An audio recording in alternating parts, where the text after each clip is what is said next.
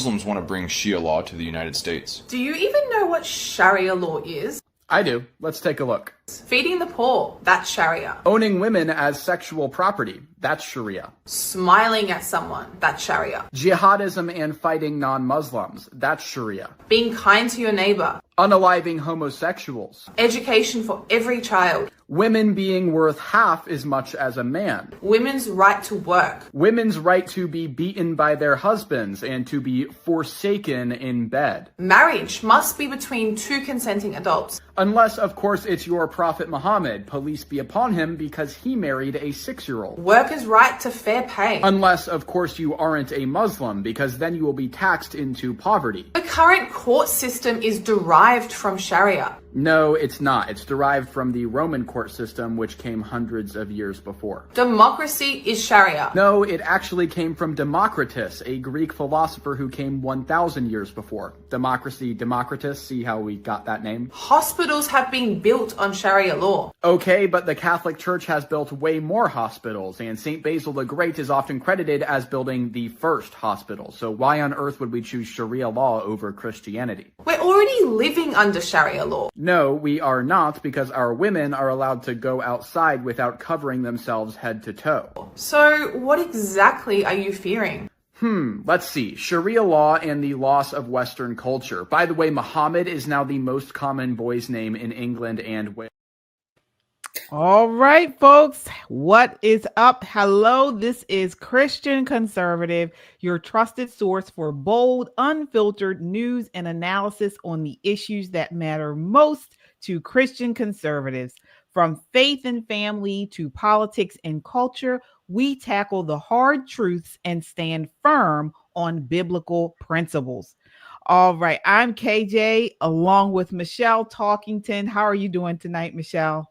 Hey, KJ, I am great tonight. I'm loving the fall. We are all in and so much happening. Upcoming elections, you name it. So excited about tonight. Yes, indeed. Folks, as you come in, hit that like button. That helps to get this video out in front of a wider audience, and subscribe. We have a goal to hit 20,000 subscribers by the end of the year. We know we can do it with your help.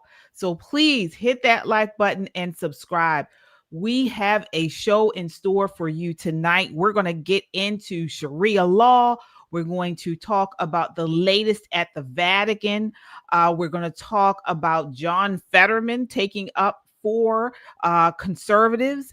And in the same way, we're going to also talk about liberals saying that all conservatives in red states are racist. We got a lot to get to tonight. Before we do, though, got to talk about this breaking news, right, Michelle? Yes. Bolton, right? Oh my gosh. Yes. All right. This is actually right here in Maryland, folks. John Bolton was indicted today. So indicted for classified documents. So before we get into the Sharia law, we got to talk about this just briefly. Want to bring you all the latest. So again, this is breaking news.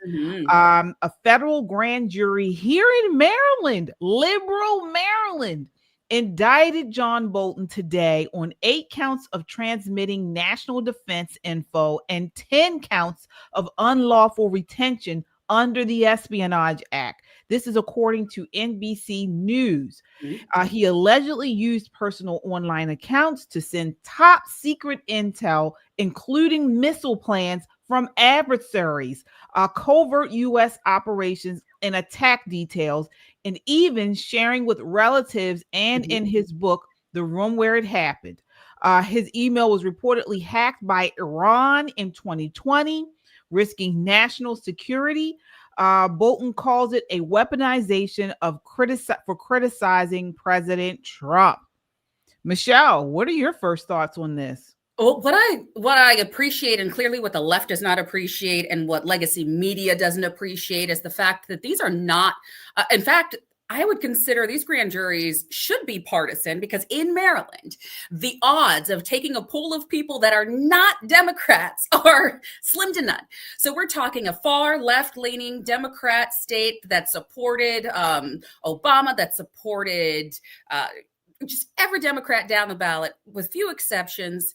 Here we have an indictment. And guys, these are serious charges. He knows better. And I think what we're seeing is this cleaning house. And I was thinking about it, just praying. I was watching something else this morning and this came down. And I thought, Lord, you are really revealing the truth no matter what party. No matter who's on the side of left or right, he's just exposing what is right, what is righteous. And this is scary for us because we're in a time, where national security has always been a threat, but was amplified. And I was excited about it because it gave me hope that no matter where you are, and we're seeing the same thing with, Tish in New York, or we're seeing the same thing in California. So there are those who did wrong, knew they did wrong, not how they went after Trump, but no, they did wrong, and we're getting the right verdicts. And so it's really hard to argue that this is just Trump going after his adversaries, because it wasn't. These are grand juries, and that's a lot of charges. That means they have to have some serious evidence to get 18 counts. I'll be watching this closely, and I think I'll be watching a lot of cases closely, but this gives me hope for our justice system right now. Yeah, I agree. I agree, Michelle. I mean, as Trump's national security advisor, Bolton, turned into a huge critic. And so, for him to do this is a big deal. If this is the case and he let out secrets, of course he was a huge war hawk. So, if there is something where he was doing all of this, advocating for war, he was a big neocon. If he was actually trying to undermine America, this is a big gash at America first, which he always pushed back against. He was not an America first conservative, not an America first Republican. Yeah. And so, as we say here from a Christian lens, it does call for integrity and leadership. And this is what's happening. If this was the case, if he really did this, then he needs to face the full justice of the law. And KJ, let's just think about why they're doing this. I say Letitia James and this what I need for James Comey, you name it. The list goes on, but why they're doing this seems to be even Joe Biden. Because they're going to get out of office. And when they're not making that money that they get from clout and, as far as I'm concerned, insider trading, which we know is happening, then what are they going to do? They're going to write their books. So the fact that he sent this information to his wife and allegedly to his daughter, and it was all in preparation, we see what was in the book. It's okay if he had retained it, went home, years later, left the office, and from his memory wrote it. That is different than what he did. He's sending emails. He's making copies, like his own handwritten notes, diary style, and it's to make money. So he's not caring about us. He's not caring about his job. He's not taking it seriously. It's about what he's going to do after leaving politics. And that's what bothers me about a lot of politicians currently, even the ones running, the Mondanis of the world. They're doing it for the clicks. They're doing it for the likes, and they're doing it for the aftermath of how they can gain wealth, not help the American people. That is shameful. That's where we have to draw a line and start exposing it and calling it for what it is. Absolutely. Absolutely, Michelle. We have a super chatter here. Kung Fu CJ with a $2 super chat says, hello all, and to God be the glory. Absolutely. Thank you so much, Kung Fu CJ. Folks, your super chats go a long way in keeping us online. Please, thank you so much for that, Kung Fu CJ. And it's a great way to get your voice in the conversation. All right. And again, before we get into Sharia law, more breaking news out today. So Trump is warning. He sent out a warning on today. He warned Hamas, we will have no choice but to go in and kill them if internal bloodshed persists. So this is according to Fox. The grim warning from Trump came after he previously downplayed the internal violence in the territory since a ceasefire and hostage deal between Israel and Hamas went into effect last week in the 2-year war. So we saw a video of this where Hamas were executing people who they believed had some type of connection or tie to Israel. So Trump later clarified he won't send in U.S. troops, He says it's not going to be us. We won't have to. There are people very close, very nearby that will go in and they'll do the trick very easily, but under our auspices. So he didn't specify he was speaking of Israel, because again, that would violate some of the terms of the ceasefire agreement. But he is not playing around.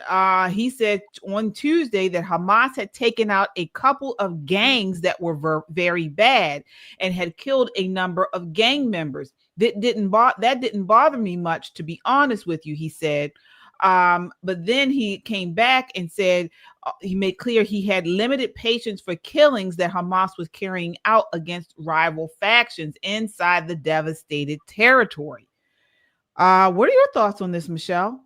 I am amazed. And so I was watching him, and of course, just today again, we saw what Trump was doing. If you haven't, look it up with IVF treatment, so fertility treatment. And it's just so many things happening one day. So I was watching that press conference live, and I thought, how is it that this man it feels like he's just now peaking, and he's on top of his game, and he's been around decades where we already celebrated him. He's in music and television and making tens of millions of dollars. He's a billionaire. But right now, he seems to be doing the best of his work that he's ever done, solving wars, and he's hitting hard. And I think what I love about this president, he is showing beyond strength through peace through strength. Sorry, I mixed it up. But he's no holds barred, and he knows he only has this year. He knows that, and I say that because it's a midterm election. He knows right now is the opportunity. What a deal maker.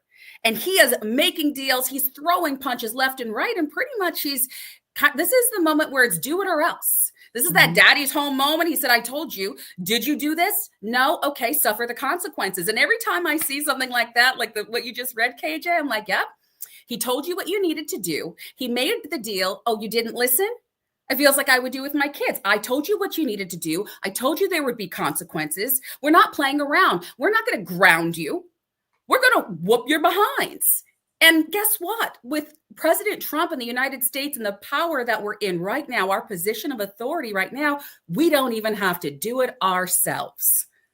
And Absolutely. It's amazing to see. I hope we keep this up because we know the Biden-Harris administration destroyed who we were, and they would have been a laughingstock if they were in charge right now. Right. And this is all part of what President Trump promised. And promises made, promises have been kept, at least for the most part. And that brings us to this next announcement before we get into the bulk of the show today on IVF. Yeah. Now, this is sort of controversial to some Christians, but he made a bombshell announcement today. He's lowering costs for families and for IVF costs. So basically, Trump announced a deal with EMD Serrano to sell common IVF drugs at steep discounts via the new Trump prescription platform, part of his push for affordable fertility care. He also issued guidance encouraging employers to offer fertility benefits and expand access to high-quality IVF therapies. No new mandates or funding, but it's hailed as a step to lower costs for families struggling with infertility. This all according to CNN. Mm-hmm. So he did make this promise during his campaign. Yes. The Democrats tried to say that, he wasn't doing this, but he did make the promise, and it looks like he is fulfilling it. What are your thoughts on this, Michelle? So again, it goes back to top of his game. This president is delivering every package he said he had under that Christmas tree. We are unwrapping it daily, and sometimes we're getting multiple presents at one time. Whether the people agree or don't agree, what I love is that he brought Kennedy to talk about the birth rates. And I've said it, and we've talked about it on the show, and we have a low birth rate. And this is intentional, and the left wanted it. That's why they were attacking our children through confusion, through this transgender issue. We have some of the lowest birth rates that we've ever had, and we cannot sustain ourselves as a nation.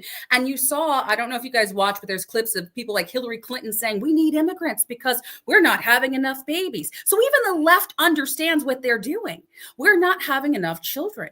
So this will allow employers who offer insurance benefits to really negotiate and offer these benefits with their employees to say, hey, we understand that you are trying to have children, and here's what we can offer. And I think it's great. I think we need more children, but I have 6 kids, so I'm probably a little biased about birth and babies. Right, with my 3 boys and girls. And I've had a lot of friends who have their children because of these treatments. And I'm just going to go back to one last thing. If we weren't destroying our children and Americans through the pharmaceutical company or through the bad food that we're getting, he talked about just how fertile or non-fertile humans are right now, and Americans specifically. So low testosterone, our boys right now have the same testosterone and same count, and I'm not going to say, the S count, as men in their less than men in their 60s. It's just so low. It's devastating for us. We should be doing something.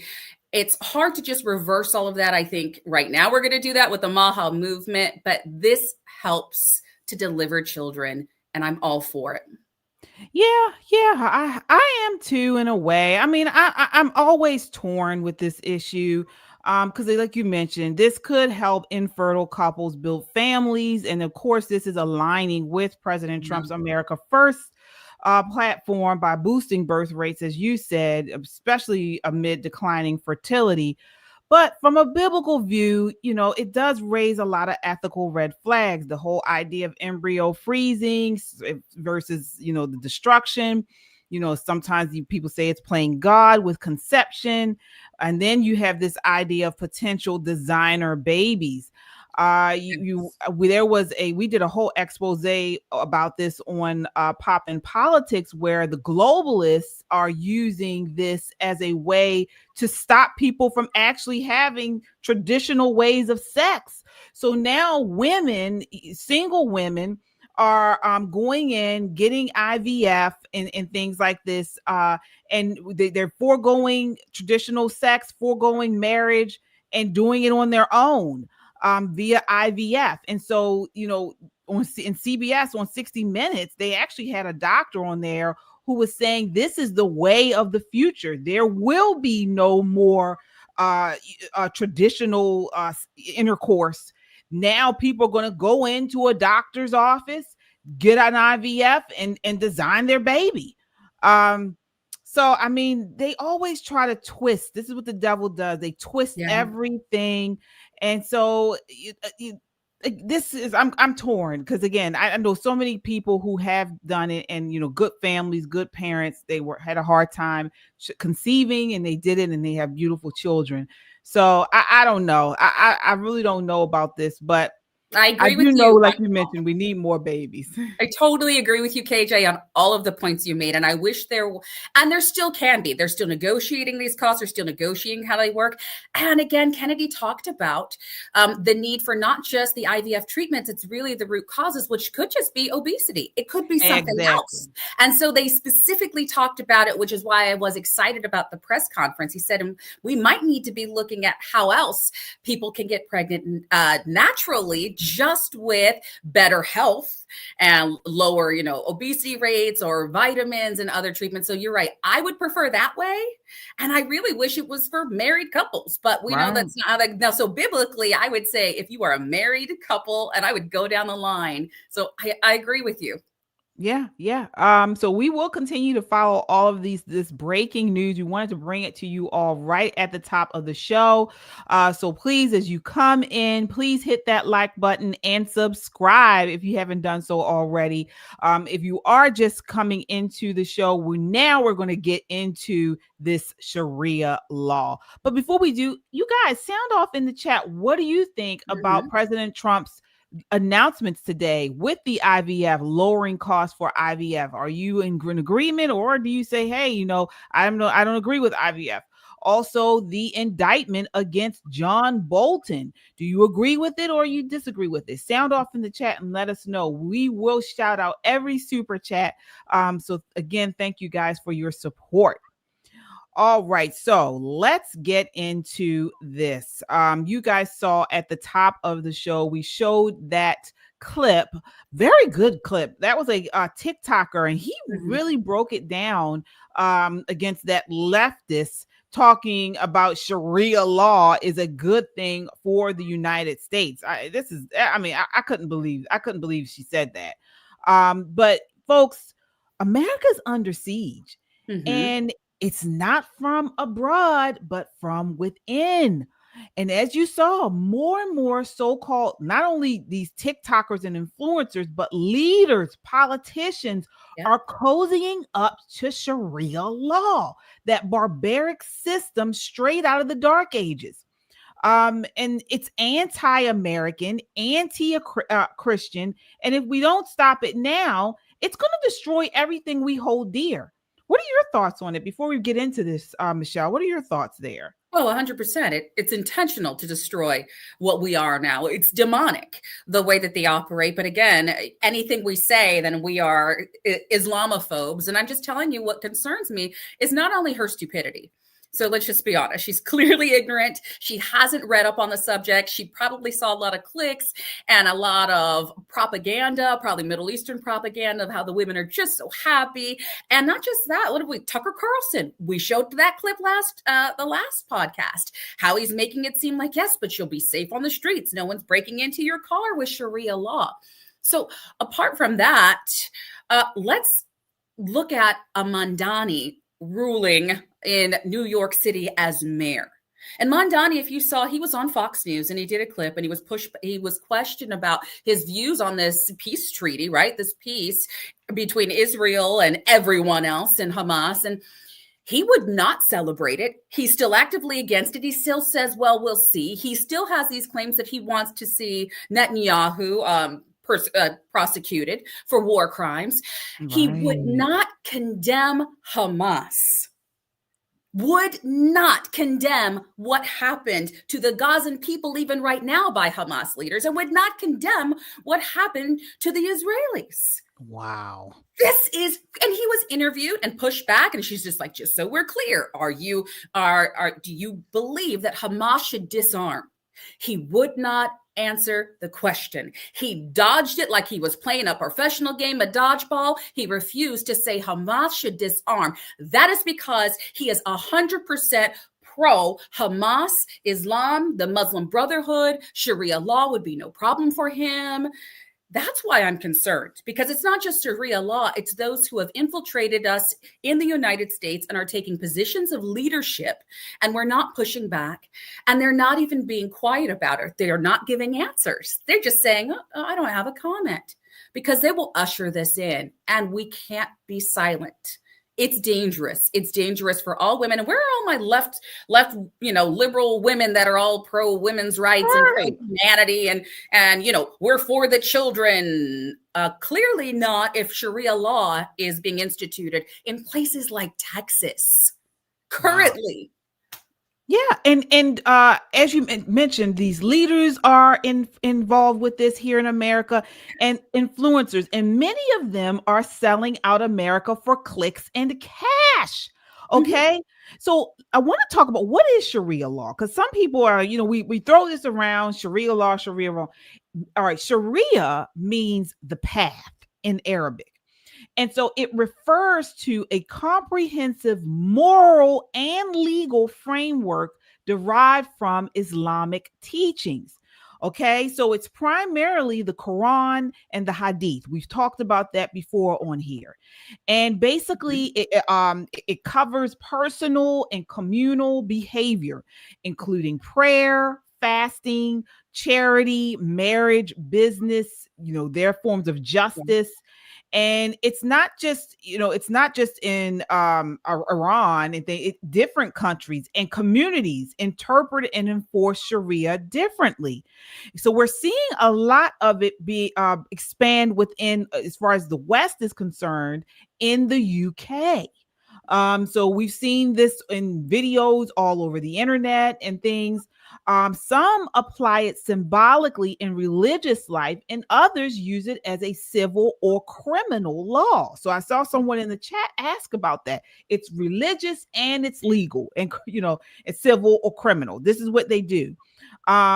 So, I mean, folks, this is something we need to really push back against, because, again, we are seeing people not only on influencers and online, but actually people within our government advocate for this. Okay, that brings us to this next clip. Take a look at this. This is Rashida Tlaib. Okay, she is a congressperson, believe it or not. And she is at a convention. I think this is some Palestinian convention in Detroit. And take a look at what she says here. This is insane. All right, here we are. What clip is this? I think this is clip. Did I do clip one? 1 second. Actually, let me find it. Yeah, this is insane. All right. Yeah, it is clip one. Here we go. Every genocide enabler, look at this rooms, motherfuckers. We ain't going anywhere.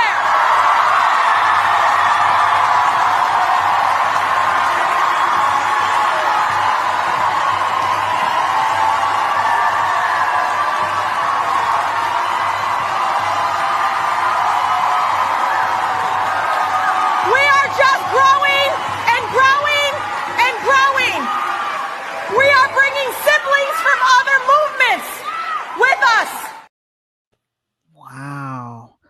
All right. So again, she's a pro-Palestinian activist, and we're showing you her, but there are many making headway with Americans in Congress. What do you think of this? And what do you think of Sharia law? Are we making too big a deal of this, or are we actually on par and on the right track with the warnings? I mean, I have said it on this podcast multiple times. I cannot say it enough. Sharia law is dangerous. If you go look at images from women in Iran in the 70s or in the 80s and even in the 90s and what they look like today, because we've allowed extreme Muslims and Islamists, and I'm not just talking about, like we had talked about last week, the friendly Muslims who are not necessarily practicing what their book tells them to do. No, we're talking about the extremes. And these women went from being free, from voting, to being a full person, meaning they could testify in court, to where now we're going back where they don't count as a full person. They're not even a full human. They are a woman. They're less than. They're not able to hold the same jobs that they used to before. Their clothing is restricted. It's just night and day, and we could go country by country. At one point, we gave a list of like 23 different nations that this has happened to, and what's happening in Nigeria as we speak. So when that I have a lot of nice choice words, but I'm going to be kinder than she was. When that horrible excuse for a congresswoman who does not deserve to be a congresswoman, let me be clear, she should be out. And that's the voters have to do something immediately. Because what she said is that every genocide enabler, we're not going anywhere. She is the genocide enabler. Take her at face value for what she said. She absolutely agrees with the genocide happening in Nigeria right now. She 100% is for genocide, as long as it's happening by the Muslims and the Islamists against other people, including themselves. The Islamic extreme Hamas doesn't care who they're killing. If they don't agree with you, if they feel that you sided with Israel on something, look what they're doing to their own people, who we would consider somebody that would be on their side. They're murdering them too.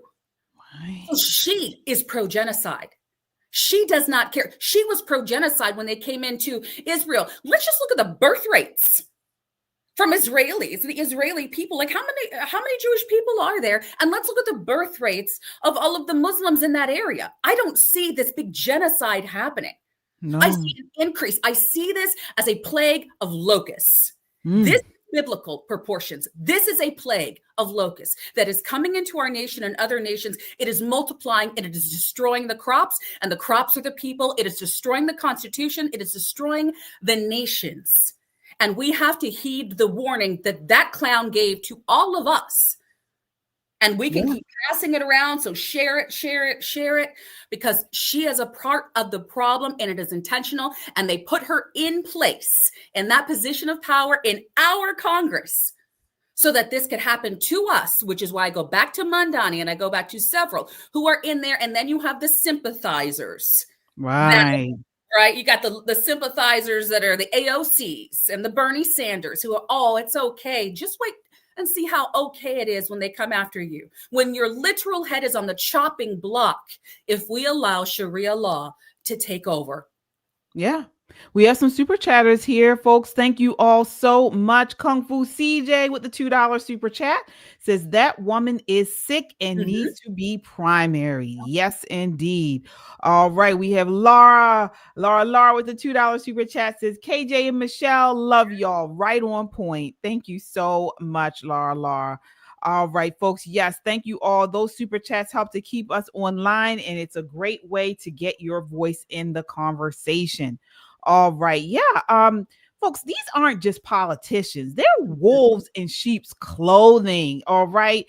As we said, they are trying to infiltrate the U.S. from within. Not trying, they are. Yes. And they're using our democracy to import a theocracy that hates freedom. Mm-hmm. So again, remember, Sharia isn't about peace. It's about control. You know, it clashes head on with the U.S. Constitution. It undermines freedom of speech, religion, and equality. Women are treated as second class. They're punished. The punishments are brutal. I mean, you got like stoning, amputations, and non-Muslims face discrimination. And in America, this stuff could lead to bad uses in courts, enforcing foreign decisions that harm rights, like in family law disputes, anti-Sharia bills in states like Florida and Texas. This is what we need because they highlight the threat. Okay, they're ahead of the game. They're already banning its use in government to protect our Judeo-Christian foundations, or at least they're trying to. All right. So we need more of this. So we got to sound the alarm on this, folks, because we are not overreacting. We have to get ahead of this. We have to stop reacting and start playing offense on this. In my opinion. And Michelle, you said the same thing. Yep. 100%. And not just that, what disturbs me in the first clip about her ignorance about how they treat women, let's talk about how they treat children. Because children are property, but children, young girls, she made a comment about marriage being between two consenting adults, not under Sharia, where the consenting adult is the parent who has the authority over the child. So oftentimes these children are betrothed, arranged marriage, or married off, or in other nations, sold off, underage minors to these men. It's disturbing, it's disgusting, and we have to not only protect ourselves, but kids, and they don't understand that either. And what's sick to me is this guise of Sharia law being, Muslims can practice Sharia law in the U.S. because it's part of their religion. No, we didn't say that about fundamental Mormons when he was marrying, 20 little girls in southern Utah. That's not okay. So why should we sit back as Americans, especially those in positions of authority and legislation, and say, yeah, it's okay. It's not okay. Here in the United States, we have a U.S. Constitution. We say that it was founded by Christian principles, but we do not enforce Christianity and our morals into the Constitution. We use our own morals. That's why I say, I have a biblical worldview. I use my biblical worldview to influence how I would vote and make decisions that are allowed within the Constitution. Sharia law, Muslim extremists, they don't do that. They don't play by that game, and we're allowing them to get away with it. Yeah. And it rejects Jesus as the savior. imposing these man-made rules over God's grace. That's idolatry in legal form. Okay. So it's Sharia isn't just different, it's destructive. It silences the gospel, oppresses women, and turns justice into vengeance. And America was built on in God we trust, not Allah's tyranny. Okay, so we got to start pushing back against this, folks, or our sons and daughters will have a different world, and it will not be a good one. It will be one that, takes freedom away from our daughters, and frankly, it'll be like a caliphate nightmare. So we gotta start pushing back against this. We gotta rally each other. What we can do at this point, and what we urge you guys to do, is back bills like Representative Chip Roy's Preserving a Sharia-Free America Act. And Senator Tommy Tuberville's push to ban Sharia nationwide. So you can contact your representatives in Congress, share this video, and vote out enablers. Vote them out. Get them out of our Congress. We have to do that. Oh, all right. Again, folks, as you come in, please hit that like button. It really helps to get this video out in front of a wider audience, and subscribe. We're building a community here of like-minded, God-fearing people, Christian conservatives. And so that is a great way to help by sharing this video. Share it on your timeline, on your social media, send it on a text and a DM, and subscribe.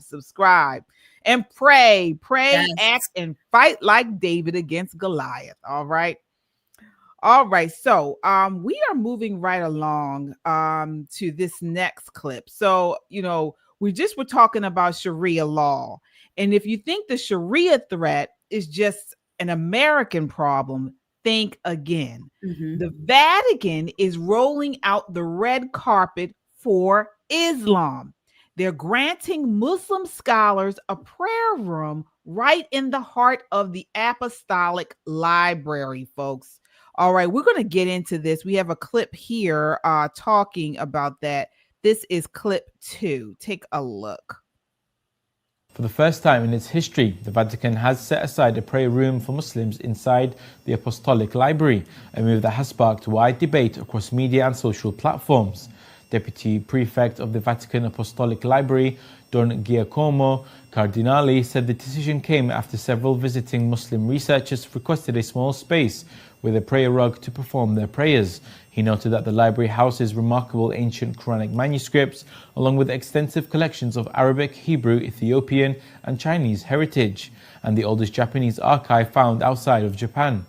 Founded in 1475, the Apostolic Library is among the world's oldest, containing about 80,000 manuscripts, 50,000 archival documents, and nearly 2 million printed works, in addition to coins and engravings accessible to researchers of all faiths. All right, Michelle. So gotta get your feedback on this. What are your thoughts? I mean, is this okay? Is this something we need to worry about? What are your thoughts on this? I mean, I wish this wasn't true. And we've done a whole series, and I was just thinking, oh, you gotta be kidding me. I told KJ this. Right, we just did it. We just talked about this. And I was hoping just to be wrong on some things sometimes, but to see that this current Pope would, under his leadership, allow this to happen and encourage this. This goes back to this whole one world government, this we're all together, this kumbaya. Absolutely not. What places are sacred at this point? Nope. And I want to hear from more Catholics. Did you even know that this happened? Did you know that this was happening? Because I would have to say you probably don't. Because I sure didn't. And I'm thinking, are they sneaking this in and not making it broadly known? But how scary. And this is crazy, folks. We did a whole series on Catholicism and Islam. And yes, Michelle and I were talking about this before the show, because we were like, well, we thought we would take a breather. And here it is again. This is the Holy Spirit saying, alert, alert, alert, alert. We need to stay focused on this, people. Jesus didn't share the temple with pagans. He flipped the tables. That's in Matthew 21. So this is insane. Just This is months into his papacy, the Vatican under Pope Leo, is granting Muslim scholars a dedicated prayer room in the 500-year-old apostolic library. This has not been done. A move tied to his emphasis on interfaith dialogue and hosting religious delegations. This is what it is. This is what it is. And we called this out weeks ago. We talked about this. This is not a one-off. Unfortunately, we've seen this type of they've been pushing this. This has been the global vision of the papacy for some time. This idea of a citizenship in a multicultural society, okay, where they reject divides and they make accommodations to which is blurring the lines of faith. I mean, this is blasphemy. This is heresy. Everything is wrong. Everything is evil about this. Can you imagine if you go to your church one day, whatever your denomination is, because this is Christian conservative, I'm going to assume the majority is Christian, and all of a sudden they set up a little site on the side and it's for witches. It's for Wiccans. Come on over. We want everybody to come into the church. So we're just going to allow a little spot for the witches to pray. We're going to allow witchcraft right over here, just on this side of this one little spot. Because the same thing applies to allowing Muslims in to pray and praise Allah and to say whatever they're saying, which is not God, which is not Christ. And we're just going to let you do it as long as it's over here, but it's still within the building. It's still within the space. This is absolute evil. This is beyond confusing. This is demonic. I agree. I know so many people are going off. Muslims would never allow this. They would never allow this to happen in their mosque. Oh, let's put a place for the Jewish people, for the Christians. Let's allow them to pray, or even the Catholics. But we talked about this unholy alliance that happened, thousands of years ago. And it seems that, oh my goodness, here we are again. I couldn't believe it. I could not believe it when I saw this. I really couldn't. But this is inclusivity. This is inclusivity in its code for compromise, period. Muslims pray toward Mecca. And again, pray to whoever you want. If you're Muslim or whatever, you do whatever you want, whatever faith you want to do. But this is supposed to be a holy place. This is supposed to be, the Vatican. It's the Vatican. Why are they doing this? Muslims also deny Christ's divinity. So how can that coexist in a library built on the gospel? It's supposedly it's spiritual suicide. And folks, we always got to go biblical here. We got to give you the biblical truth. Remember 2 Corinthians 6:14. Do not be unequally yoked with unbelievers, for what partnership has righteousness with lawlessness? Okay, the Vatican is yoking us to the enemy, folks, or at least y'all. I'm not Catholic, so but this kind of stuff spreads. It spreads all over the West. Okay, this is what happens. And it has happened in our churches. Right. Look at our weak churches. Look at the buddy system where we're all one people. We have pastors of mega churches that are not amplifying God or Christ. They're amplifying people. They're saying we're all one people. We're all one humanity. But your job as a pastor, your job as the leader is to amplify the Most High God, is to glorify Christ in everything that you do. Show me how this glorifies Christ when you're bringing in other religions and false religions to pray or to preach or to teach what they're doing in your home.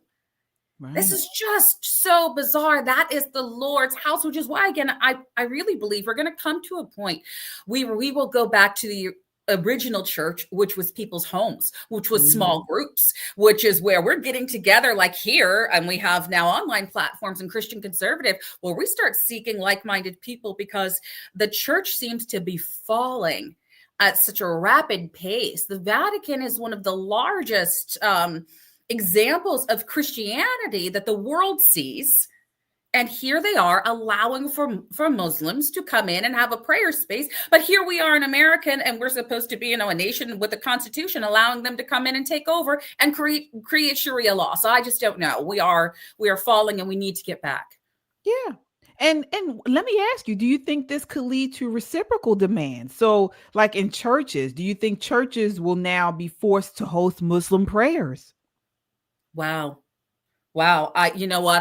I wouldn't put it past Muslim leadership to use this as an example of, see, your leaders understand. See, the Vatican understands how to work with us. This is what you do. This is how you welcome your brothers. And I've talked to a lot of Muslims and friends that are Muslim and not extreme Islamists that would not do well with me. But of course, they're good at hiding here in the U.S. right now. Right. And I'm saying it's not that they're here and we haven't had conversations, is that they're not showing their extremism, but they will. So I don't know, KJ, they will use this I believe they will absolutely use this as an example, but it is so dangerous. It's just frightening. I'm shocked. I'm in shock. I would not believe it if you didn't show me the clip. I would never have believed that this was happening. Not now. Right. Well, now we have Pope Leo the 14th, I believe, is his number, and he is the first U.S. born pontiff elected back in May, as we all know, and he's at the helm of Rome's pushing harder for this whole borderless, blended faith world. So honestly, I'm not shocked. He's echoed, all over and over again. He slammed Trump's crackdown on illegal immigration. He slammed that, and he is sort of cozying up to interfaith moves like that of Muslim prayer rooms in the Apostolic Library. So again, this is globalism on steroids, clear and simple. He has warned of a globalization of indifference. This is him quoted as saying. So he says, turning into powerlessness, calling for worldwide reconciliation over sovereignty. So from that view, pretty much that's code to me for dissolving borders and faiths into a UN style mush. That's what it is. And I don't know what else to say to it. I really don't know what else to think. He's actually, kind of been pivoting towards this. But we as Christians, we need to defend our God-given nation, not sell it out. And we've seen this kind of stuff from the left over and over again. Here is a clip of Nancy Pelosi. She's saying the quiet part out loud. This is her on Bill Maher. I believe this was a couple months ago, but it's certainly adequate for today. Take a look here. This is clip 3. The California lawmakers just passed a law. It hasn't been signed by Governor Newsom, but giving government assistance to undocumented immigrants to buy houses. That's kind of a different place than the Democratic Party used to be on immigration, is it not? I'm not going to say that's what the country's going to do, but that's certainly where California is.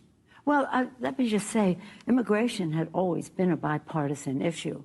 I refer you to But not free houses. Well, that's not free housing. It's the American dream being available to more people. But understand this about immigration. The best speech on immigration was by President Ronald Reagan.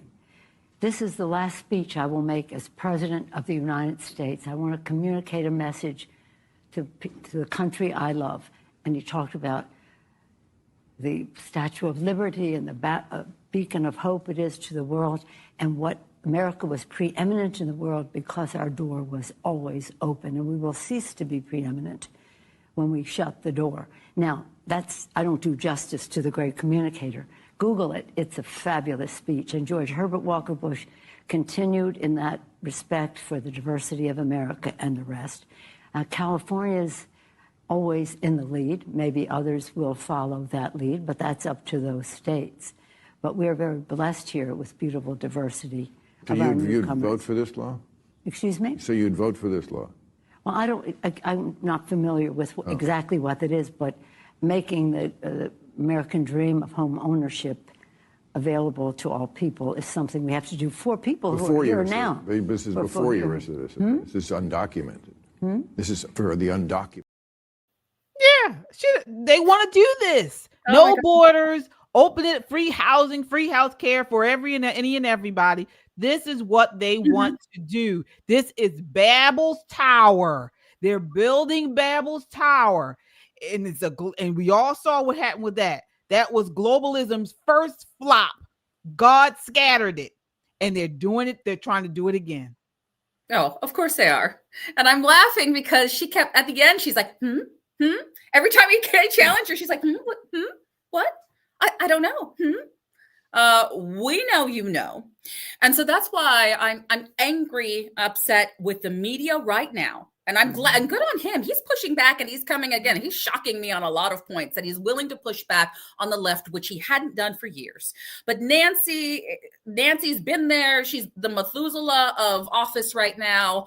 And she's just holding on for dear life. And we can see that just by looking at her. It's her and her friend Steny Hoyer and all of the Chuck Schumer. They've been there forever.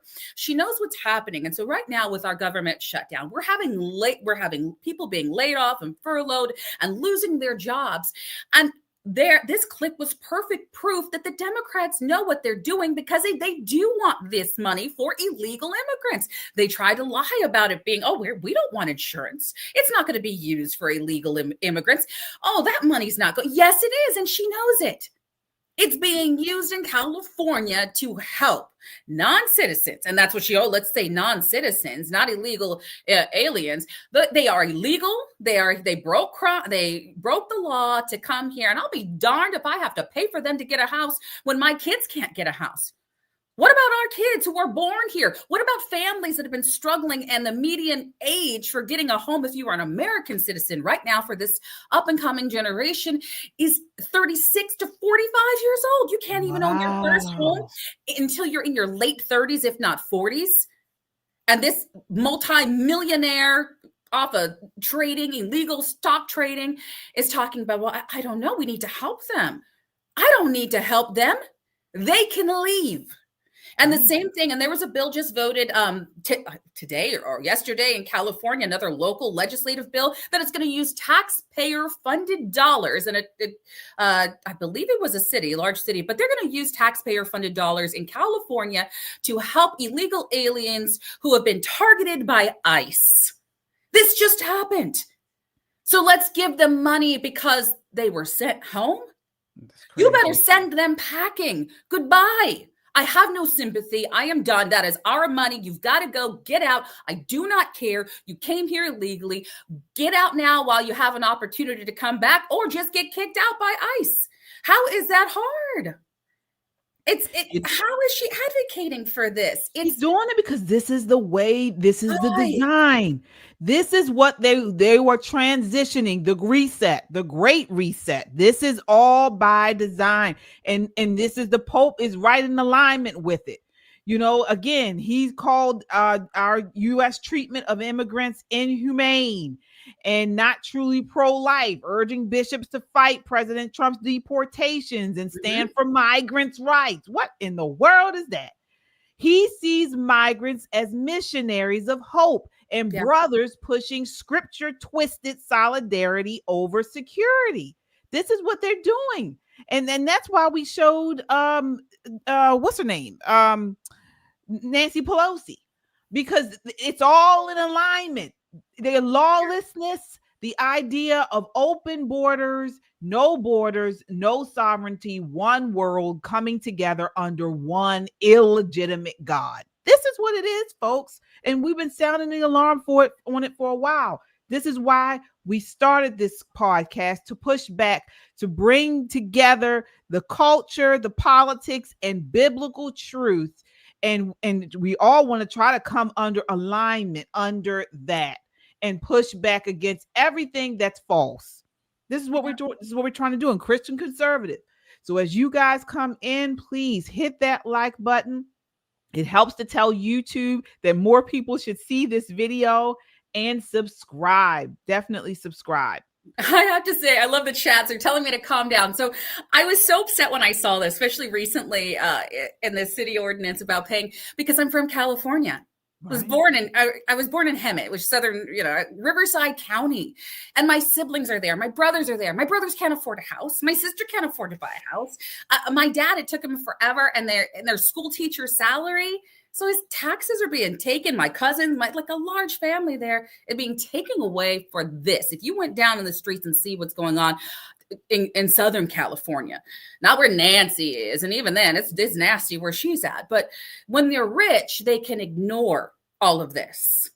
But when people like my family are struggling to feed their kids and working as hard as they can, that's just outrageous. It's unconstitutional and outrageous. And the fact that there's not major pushback is disheartening at best, but we've got to do something, because your kids, my kids, even us, all of those, there's people in this chat who maybe don't have a house or don't have them. I'm sure you would love to get $10,000 or $20,000 or just help getting those loans that we see that seem to be okay for illegal aliens. Nothing, not 1 cent, not 1 dime should be going to these programs that give it to them without even verifying who they are and making sure they're not criminals. No. Yeah, you're right. You are absolutely right, Michelle. And so most of these types of situations, issues occur in the cities, in these areas that are run by leftists, by Democrats.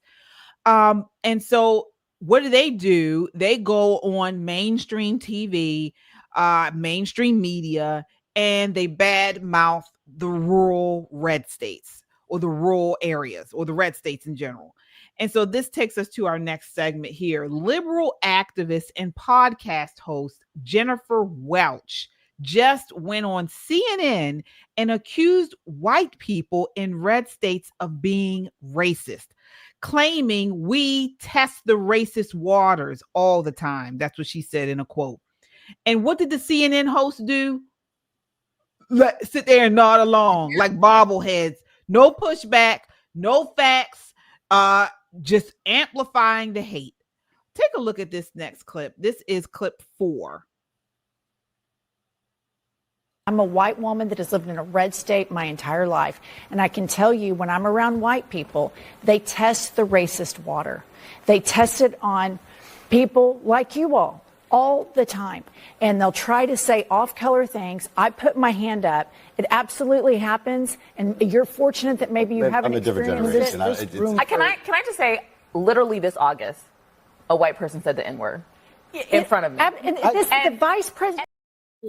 Literally. Oh, literally. All right. So this just is not just an opinion. It's a smear on millions of good, God-fearing Americans. Mm-hmm. Michelle, what did you think of that exchange? I mean, oh, well. I know. That's actually what I think. And I'm so done with them being a bunch of pansies and getting offended by everything that somebody calls them. Right. Let's get real here. If somebody calls you, somebody said the fact that she's like, oh, a white person she literally in August said the N-word in front of me. So were they calling you the N-word because maybe they don't like you? Or does that mean racist? It could just mean ignorant. It could mean they think it's funny. It could mean nobody's corrected them. But again, I go into the oh well category. This is not the KKK rising again, where they're going to come out and lynch you after they call you the N-word, which is what they like to akin this to, and it's wrong. And like you said, KJ, there are God-fearing, hardworking people all across the United States. They don't, those off-colored comments that the woman was talking about, they don't always happen. And maybe they do test the waters. Maybe they want to see if you have a sense of humor. Maybe they want to see if you agree with them. You know who tests the waters every darn day? The Democrats. They test the waters.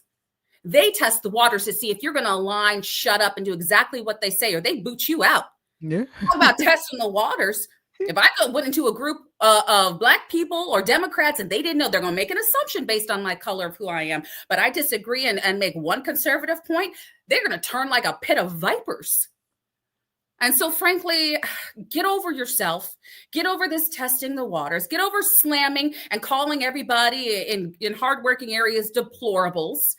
I'm gonna tell you one last little fun story. The most racist person I ever met was my dad, who was a dark-skinned Black man. And let me tell you what, my father, he's gonna hate this if he ever sees this, but he was an equal opportunist racist. I said my dad didn't like just about to say the same thing, Michelle.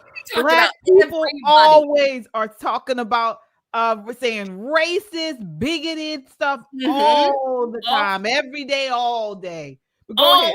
All day. And I say that because I've made the comment. He kept talking about the man. I didn't even know the comments that my dad said were racist until I realized all that stuff he said about the man, that my mom was the man, because my mom is white. I was like, Dad, why'd you marry the man? Dad, why are you talking about Asian people? Because you married an Asian. Dad, why are you talking about? He talked about everybody, and that was within the Black community. So I'm sorry. It's okay if it's in a Black or brown community. I don't buy that argument. It's not just okay for one group and not okay for everybody. This is free speech. We live in the United States. It is not all hate speech. And there is a level, there is the line. And that wasn't the line. Off-color jokes are not the line. It just is what it is. Yeah, and these people sit up there on this panel talking about how, people say, what did she say? They make these comments. The comments, they push the line. And we test the racist waters all the time, all this type of stuff. First of all, lady, people, okay, I am not condoning racism. I'm not condoning bigotry. I'm not condoning any of that. But I do live in reality, okay? And I know that people amongst their friends and families, in closed doors, they may say things that they are not going to say to people in public, okay? I've been on that side. I know people, Black people, white people. I have been in these conversations before. Even some of my my friends who are not Black, they'll say certain things to me that they probably would not say in public. And I agree with them on some stuff. If somebody is in my presence, and if they are a Black person and they look like a monkey, I've had people say, "Oh, she looks like a monkey." Okay, again, I don't condone this type of stuff. Some things are over the line and things like that, but some things are just, it is what it is. All right. So again, I've heard Black people talk about white people. I heard white people talk about Black people, Asian, Latino, all across the board. Okay. But again, we got to come to where's the context? Who's saying it? Who are they saying it to? All of this goes into, and then what are the acts? Are people actually discriminating against you for jobs in education? Are they treating you differently? Okay. Or are they just ignorant and they're treating everybody in it? There's more to this, but the main thing involved with this is we cannot let them continue to divide us over this silly stuff. It's silly. Okay. And it's a major talking point for them, and it has been, because it sells clicks, and then people like to get offended. They live off offense. They make money off of being offended, the same as they make money off of having a cause. Like the far left, who aren't speaking out who aren't speaking when there's finally a peace treaty, free Palestine. Let's speak out for Gaza. What happens? We get a peace treaty and silence. They want to be offended. They like being offended. Can you imagine telling Red Fox what he could say and couldn't say? Okay. Can you not imagine only him, but who was the other one? Archie Bunker, everybody. Right. Paul Mooney. I love Paul Mooney. I would go there and I listen to him, and he was said all kinds of things about it, all types of races and things. I would listen to his comedy. They would never survive Eddie Murphy Raw at this point. No way. No way. Over it. Yeah. And you're right. It's about context. It's about what are they doing? Are there actions of what they're saying? If it's offensive, fine, be offended. That's on you. And you could correct them if you want. But are they doing anything else? Are they taking away any part of your constitutional right? Right. And then the big thing about this is we need to get into, why are we still considering race at all? Okay. Why are we still focusing on race? We did a whole show on the Supreme Court arguments yesterday with Ketanji Brown Jackson, and that was just embarrassing. Okay, the way that they want to include race in this redistricting and things like that. You know, why are we still hyper focused on this stuff now? We need to get past this. Okay, we always say on here, we are all daughters and sons of the kingdom. All right. It's not about what you look like. It's about who do you believe is the Almighty God? Who are you following? Are you a Christ follower? That's what I'm looking at. All right. And, you know, but the left just wants to continue down this racial idolatry. They want us divided. It's all a communist tactic. And we got to just be able to see it, call it for what it is, and then move past it. But let's talk about this woman, Jennifer Welch. Okay, she's some liberal activist with a divisive agenda. She's a suburban mom from Oklahoma. She co-hosts the rising liberal podcast I've Had It, which has climbed the charts with all kinds of, you know, she's all leftist leaning politics aimed at conservatives. But she's got a large following, folks. This is why we try to get our following up, because these leftists, they have a lot of backing behind them from mainstream media, from Soros funding, all that kind of stuff. They've got all that. She's condemned Vice President Vance for not strongly defending his wife and mixed race kids from racist leaks, asking if he gives a crap about voters. But her broad brush attack on red state whites, that's straight from the left's playbook. But she made a comment about JD Vance's wife. It was just really, did you see that? No, it was really bizarre. Not. It was so bizarre. But again, she's looking at it through the lens of race. As you guys know, JD Vance's wife is she has Indian heritage, and she made it seem like with JD Vance's policies, he's not defending his wife or something like that. I don't. It didn't make any sense at all. But apparently, she lives in a red state, but she talks about it really badly. To me, it's like, why don't you move? Go to California. I mean. Yeah, she doesn't want to though. You say California. Even though the California, the taxes and all that, they don't want to deal with that. So then they stay in these areas that are great for business, great on taxes, great places to raise your kids. And then she basically back talks the state all day long. Well, I am always the fan of sending them overseas.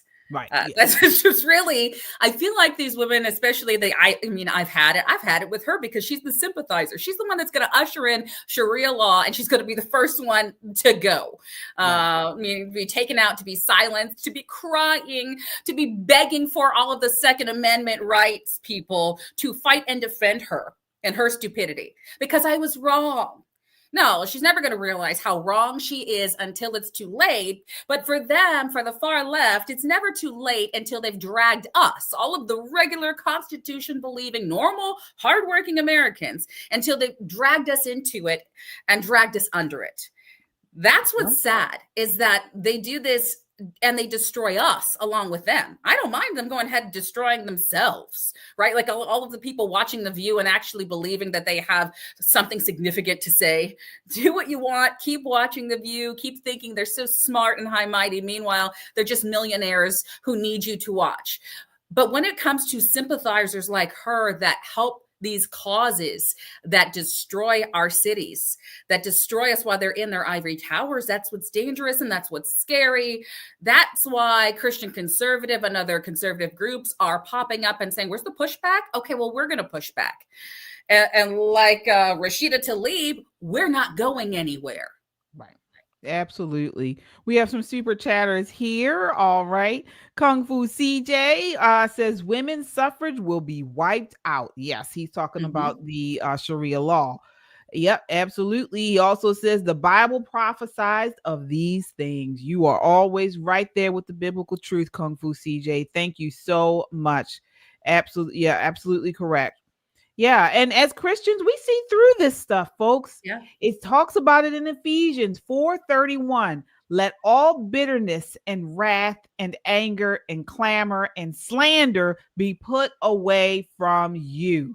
So this Welch lady, she's all in on the clamor, and we have to call it out. This kind of trash divides families, communities, and our nation. And, Welch and CNN are keeping racism alive by obsessing over it, not us. We're not going to do it. This is why I'm not going to fall for those traps. I'm going to, I don't make a big deal about this stuff. There are times when you do want to make a big deal about it. Okay. I'm not saying that racism doesn't exist.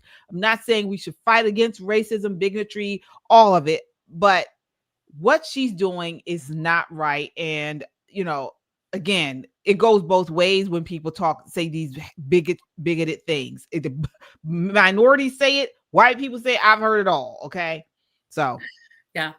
I think it's interesting that she makes the comments about mixed kids, because to that other woman she was talking to, I saw a white person and she said the N-word in front of me. Guys, if you saw my kids in public, for 3 of them, 3 out of the 3, out of the 6, you would say, oh my gosh, that white person said, well, just know that I'm their mom. And yeah, they probably heard a lot of crazy things. So we can't even go assuming you know who somebody is. Right. And that's why this whole race thing, I was like, I don't even play into it. At this point, I'm going to ask, who's your mom? Who's your dad? Who you raised by? Where'd you come from? Ask the questions. We like to make assumptions, but again, the left and the Democrat Party and the extremists and even Antifa, they need something. Racism is how they pull in that. They just always go to that same bag. It's not even a bag of tricks anymore. It's not a trick. We've seen it over and over. We just keep falling for it. You ever see the guy, they take off their thumb. They're like, oh, where's my hand? Right. Where's my finger? Why are we still falling for that? We know what happens. We know there's no coin coming from behind your ear. That's fake. It's not even a good illusion. So why are we still buying into that? It's not even a good illusion. It's not even a good bag of tricks. It's the same thing. Satan has used it for a very long time. And why aren't we identifying it and calling what it is? You're right, KJ. Yeah, you are. Yep. And one thing that I forgot what I was going to say. Yeah, but I agree with you. I agree with the chat's going off on it. You guys are so right. And at the end of the day, we need to get past it. We do. We just need to go past it. All right. But on another note, we have some better news here. And this was actually surprising, but we're talking about John Fetterman. So he has really been taking a new page, if for lack of better words. And this one, and he was on a panel on, I believe it wasn't CNN, it was some news network panel. And he was praising Trump voters. Well, at least he was defending Trump voters. Take a look at this. This is clip 5. I'm the only Democrat in my family. I grew up in a conservative part of Pennsylvania, and I grew up and I know and I love people that voted for President Trump. But they are not fascists.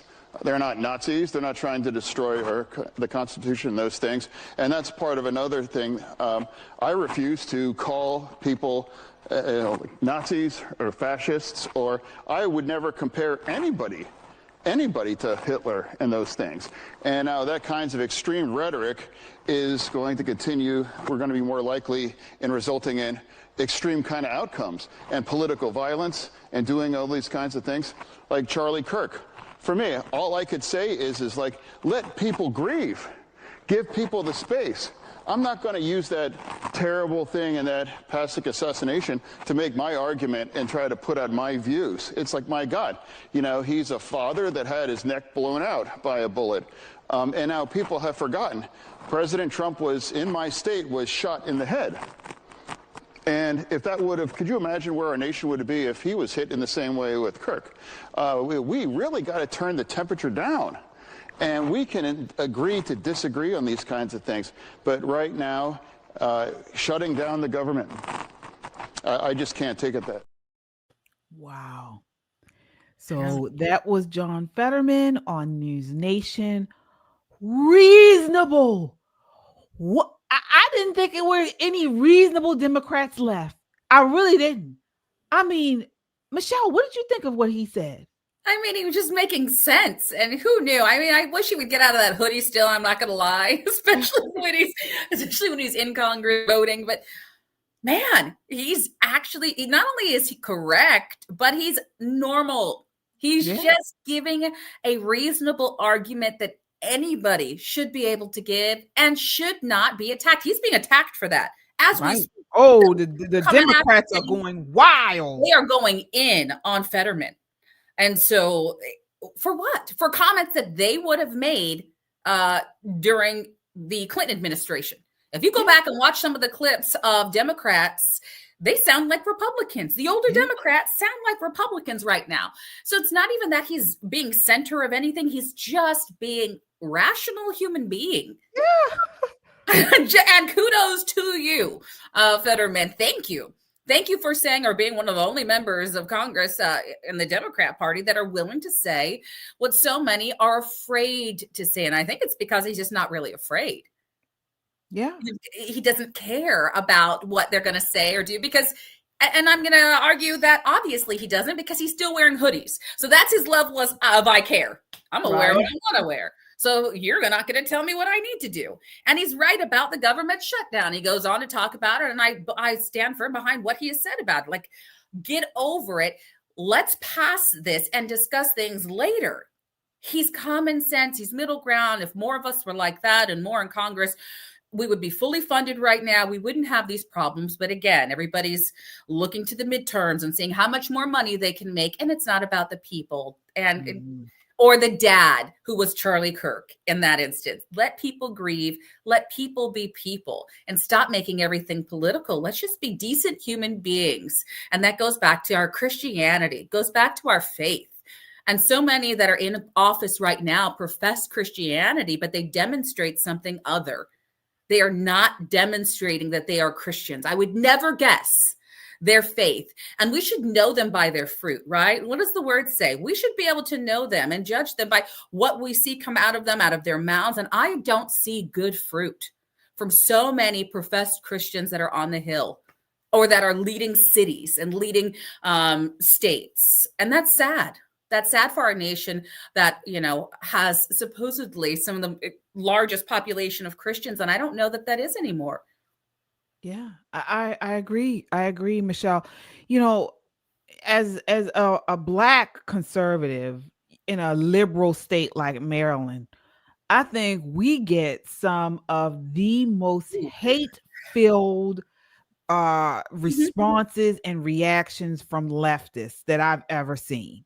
Democrats are so nasty, so nasty to us here in Maryland. And to hear him say what he said was so refreshing. It really was. And it made me think of how it used to be. Yeah. When I was in high school, and back then I was a left. I don't know what I wasn't a leftist, but I was a Democrat. And we used to have great debates on policies and politics and things. And we'd go at it really hard. And then afterwards we forget about it, and we, grab something to eat or something with somebody. It was never this, hateful, calling the other person, evil or fascist, Hitler, all this type of. It was never that. We stuck to the issues. We stuck to, what we were what we were talking about, maybe the Constitution, things like that, and we made our supports based off of that. And at least back then, I could honestly say that the people on both sides wanted to see our country thrive. Okay. If somebody said something that was maybe below the belt, or, maybe somewhat just not nice, people would give them a hard time, and then we'd move on.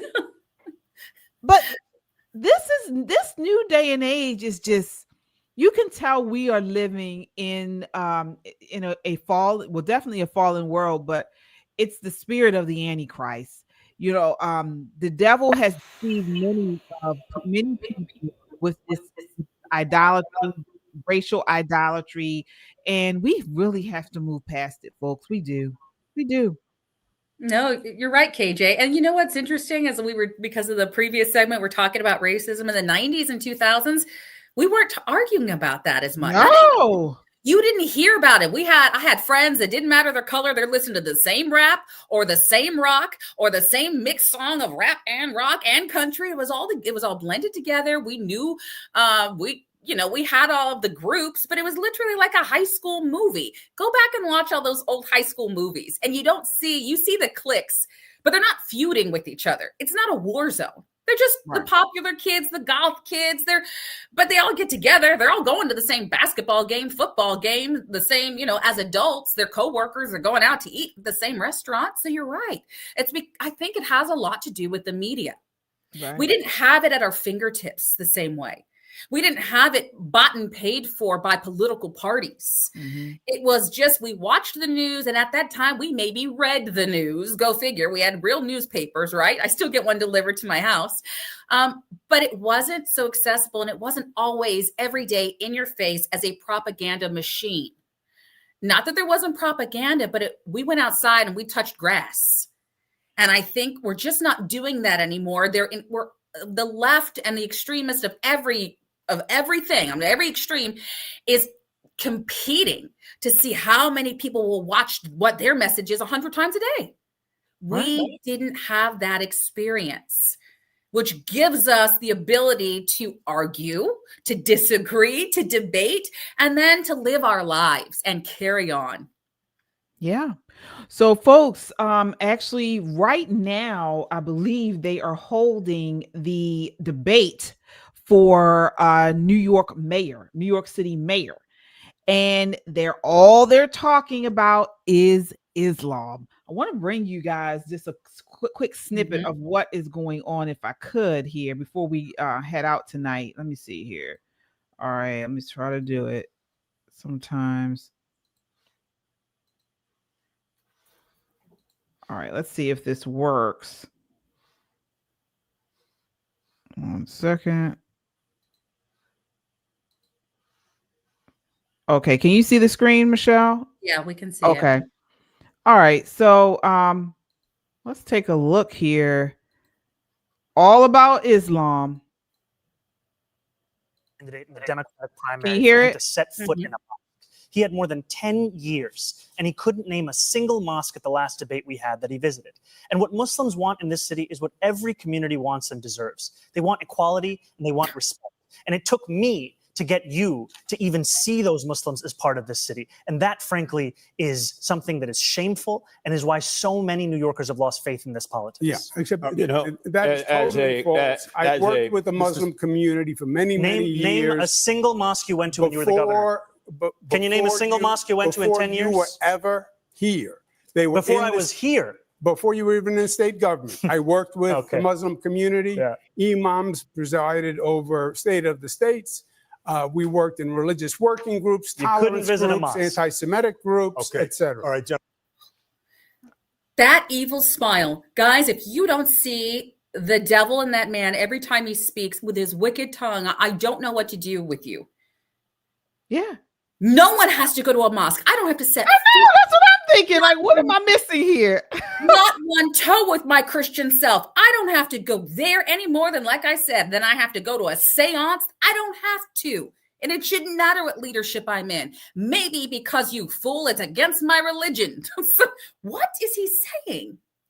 Yeah, I don't get it. I mean, why are we doing? I mean, first of all, I am not a Cuomo fan at all. No. But he has been part of New York City for decades, okay? And we all know New York City is a melting pot, okay? So what is he talking about here? I don't understand what the point is about going to a mosque. I really don't. But it is what it is. I mean, this is America, okay? This isn't Iran. Okay, this is America. Judeo-Christian values. Now do we say, but we're all Americans, so it really does it does not matter what religion that you practice or your faith, but it's not based off of Islam. So why would he have to go to a mosque? Am I missing something there, Michelle? You aren't missing anything. That man is missing a lot of things. But apparently he's not missing the money, the millions of dollars that are paying him to get in, to infiltrate, and to destroy us from the inside out. I will never believe that he is in it for anything good. This is a trust fund baby. This is a baby with a degree in musical theater, which I also have. So trust me when I say that man is an actor. He is a paid actor. He is paid well, but he's also taken care of by his parents. He doesn't give one iota. He doesn't give one lick or care about the people of New York, about the business owners in New York, the people that he is going to shortly, if he gets in power, destroy. He is going to decimate them, all in the name of what he just said. Is that shame on them for not being so accepting and open and welcoming to Muslims? And what? That is not New York's job. You realize that New York City is one of the biggest cities in the world, one of the economic powerhouses, you fool. Their job is not to accommodate anybody by race or religion. Their job is to accommodate businesses and people working so that the economy keeps growing, so that people can actually take part in commerce. There is a job, and he doesn't understand what it is to be mayor of the city, which is why he's a socialist. The reality is he's a disgusting communist who's going to just, again, annihilate New York's economy. Run while you can. For all the business owners, I don't give a dang what exit tax or anything you have to leave, flee now. The only thing that talks to people like him, because he's working for other disgusting organizations, is the money. And here he is on this next clip, same debate, talking about taxes. Take a look. But the question is how you'll make them free. We will fund the revenue that would have otherwise been brought in from fares. And that's something that we would do in partnership with Albany. And I've put forward two proposals. The first is to raise taxes on the top 1% of New Yorkers by 2%. That would raise $4 billion. The second is to raise the state's top corporate tax rate to match that of New Jersey, which would raise $5 billion. But the question is how you'll make them free. So he's going to raise taxes, folks. He's going to raise taxes. Yeah. It's already expensive in New York City, and he's going to make it even more expensive. And they always start off like this. Oh, it's the first 1%, the top 2%, the top 3%. Then it comes down to the top 5%, the top 10%. So it's everybody, because guess what? The revenue, the taxes, people run out. They leave. The ones who, the rich people leave. And so when they run out of people to tax, that top 1%, they start coming down to the middle class. They did the same thing here in Maryland, folks. Yeah, he needs to tax his mama, who's in the top percent. When you tax the people, you tax your friends. Leave the rest of the business owners and wealth creators and Americans alone. Leave them alone.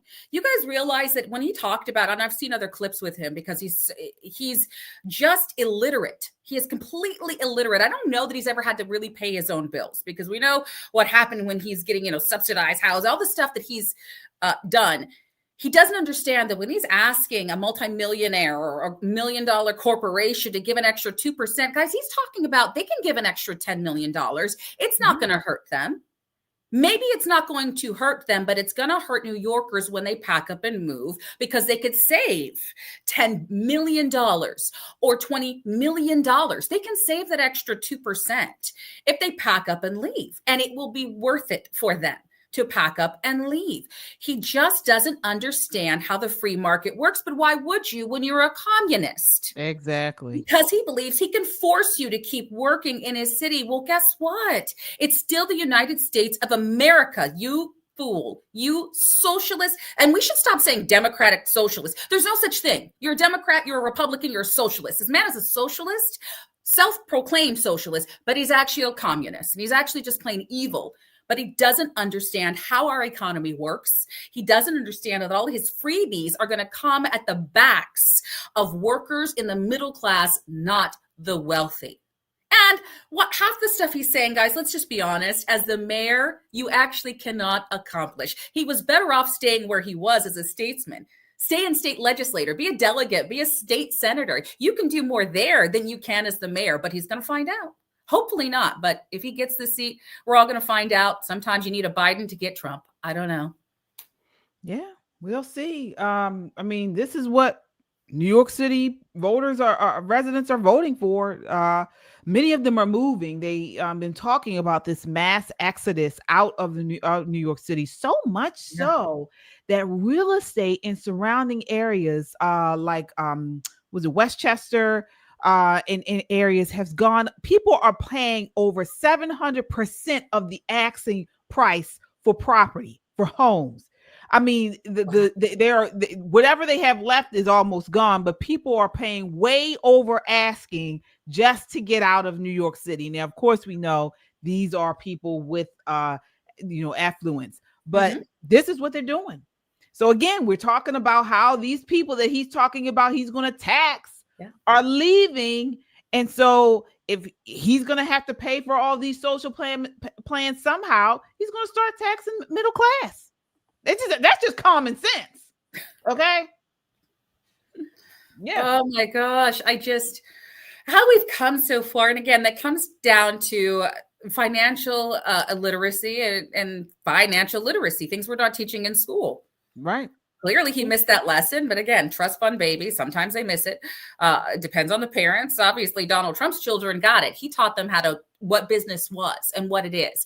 And so good on him. Again, President Trump has threatened to withhold federal funding. Why? Because he understands that if this man gets elected, he is going to squander our tax spend. I'm talking about United States, everybody here, federal taxpayer dollars. And President Trump is saying, no way. We are not going to hand over a bunch of money for you to throw away on communist programs. That's not our Constitution. That is not how this works. And somehow people are voting it in because they say his enthusiasm. Well, you know what? That man is nothing but a seducing spirit. Yeah. And he's a communist Muslim. Here, he says it right here. This is the last clip. Take a look. And what I'm looking to do as the first Muslim mayor of this city is to ensure that we bring every New Yorker together. Jewish New Yorkers, Muslim New Yorkers, every single person. And what I'm looking to do as the first Muslim mayor of this city is to ensure that we bring every New Yorker together. Jewish New Yorkers, Muslim New Yorkers, every single person. Okay. So yeah. Convenient to say Jewish first when you won't condemn Hamas. He actually did. I think he did tonight in this debate for the first time. I believe he did say that he wants Hamas to lay down their arms. Here's that clip here. You guys tell me if you believe him. Let me see here. Voters tuning in tonight, Barry. So for the voters tuning in tonight, Mr. Mamdani, what do you believe about Hamas and how lasting peace will be achieved? We know it's a complicated matter, but we'd like you to keep your answer to a minute if you could. Of course, I believe that they should lay down their arms. I'm proud to be one of the first elected officials in the state who called for a ceasefire. And calling for a ceasefire means seizing fire. That means all parties have to cease fire and put down their weapons. And the reason that we call for that is not only for the end of the genocide, but also an unimpeded access of humanitarian aid. I, like many New Yorkers, am hopeful that this ceasefire will hold. I'm hopeful that it is durable. I'm hopeful that it is just. And for it to be just, we also have to ensure that it addresses the conditions that preceded this. Conditions like occupation, like the siege, and there he apartheid. goes. And that is what I'm hopeful for. Yeah. What? If I may? What preceded this was October 7th. No, so there he goes, blaming Israel, blaming Israelis for October 7th. He has a sick man, and that's everyone should lay down his arms. What genocide? Do you realize he is saying the Israeli genocide? He goes back to coming after Israel, and the 6th mile that he has is that he is trying to lay it and put a dig in on Benjamin Netanyahu and the nation of Israel, and he's kind of nodding and smiling to his Muslim Brotherhood funders and Hamas funders and Middle Eastern supporters and radical Islamists who are putting money towards him, which he says he's giving back, by the way. He got, foreign money, and he says he's giving it back. Great. I'm glad you're giving it back. But do you see that? Do you see how slick he was? Yeah. Yeah, he's a slick one. He's a slick one, Mr. Grinch.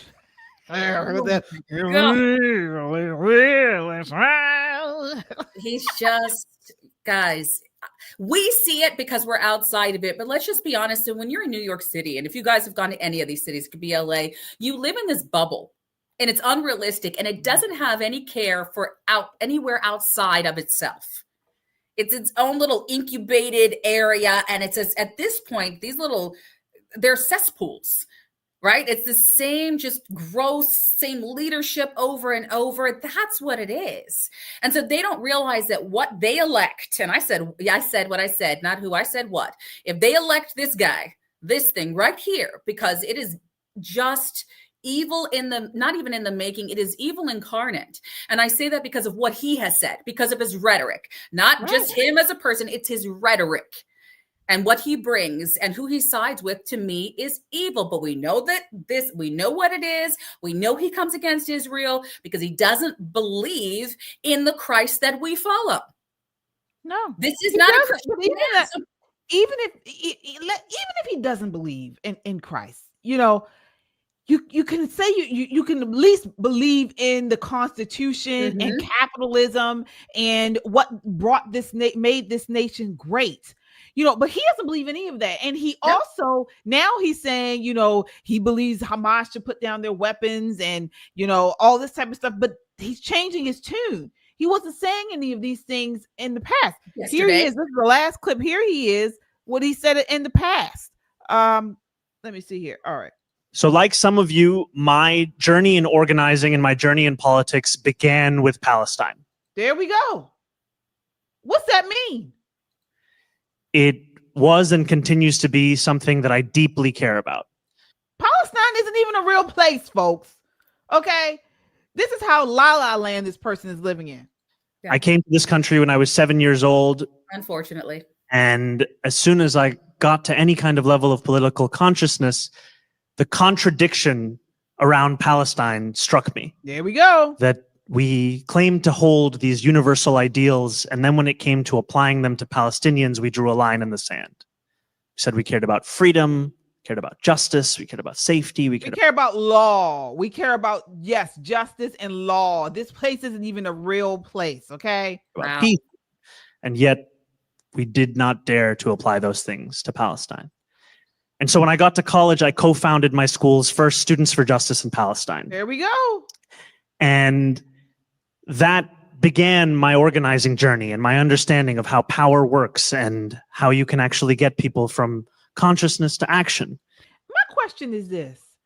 If this is what I never understand about these so-called activists for Palestine and for all these other places. If you came here and started organizing and you started all this stuff, why don't you go there and do it? Yeah. Why are you here? We don't need you. You need to go there and do all this organizing and stuff, right? Bye-bye. And this is a man here. If you want to change somewhere, change it over there. If that's a big deal. I mean, he came from Africa. So let's just be honest, right? What, Uganda? He doesn't, again, that's beyond hypocritical, and he doesn't give a lick about it. There's so many causes. Why doesn't he say anything about the real genocide, since he wants to do jabs about the real genocide happening by Muslim and Islamic extremists in Nigeria? Yeah. He wants to, Nigerians have been there. Actual name Nigerians, not Palestinians, not a hodgepodge of people that somehow were told that they were Palestinians, and now we want to come up with this nation that supposedly exists called Palestine. Guys, go back to the history. We don't have time tonight. Actual Nigerians are being slaughtered by actual Islamic extremists, Christian. He doesn't care about those things. So this is just a joke of what motivated him to do anything. Nothing motivated that man except for a popular vote and his ties to dark money and to another far more sinister agenda. Yeah, absolutely. But what happens is, these people like him, they come here to the United States and they take advantage of our laws and our freedom. And they use it for our demise, really.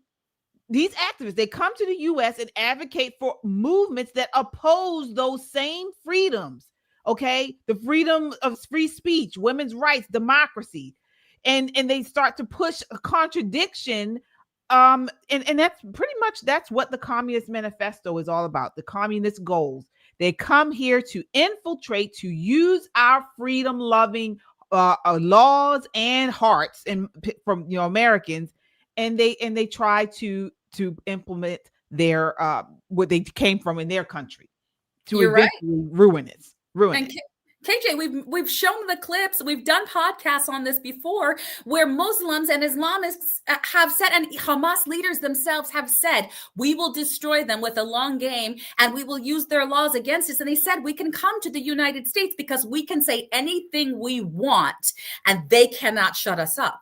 But look at the nations that have fallen right now. They have all been nations that follow some type of democratic constitution, some form of democracy that allowed free speech, past tense, and because they have allowed people like him to take leadership positions, like in the UK, like in England, Great Britain, right now, they have been able to roll back free speech. They've been able to attack free speech. So the decline is from the inside by using our own laws.